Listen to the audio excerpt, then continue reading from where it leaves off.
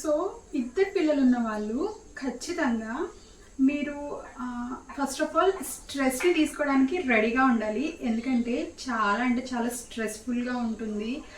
మనం వీళ్ళని చూసుకోలేక వాళ్ళని చూసుకోలేక, ఎందుకంటే మనకి ఫస్ట్ బార్న్ ఉన్నప్పుడు మన లవ్ అండ్ ఎఫెక్షన్ మొత్తం వీళ్ళ మీదే చూపిస్తూ ఉంటాము. సో సెకండ్ కిడ్ పుట్టిన తర్వాత వాళ్ళకు కూడా మన లవ్ అండ్ ఎఫెక్షన్ షేర్ చేయాల్సి ఉంటుంది.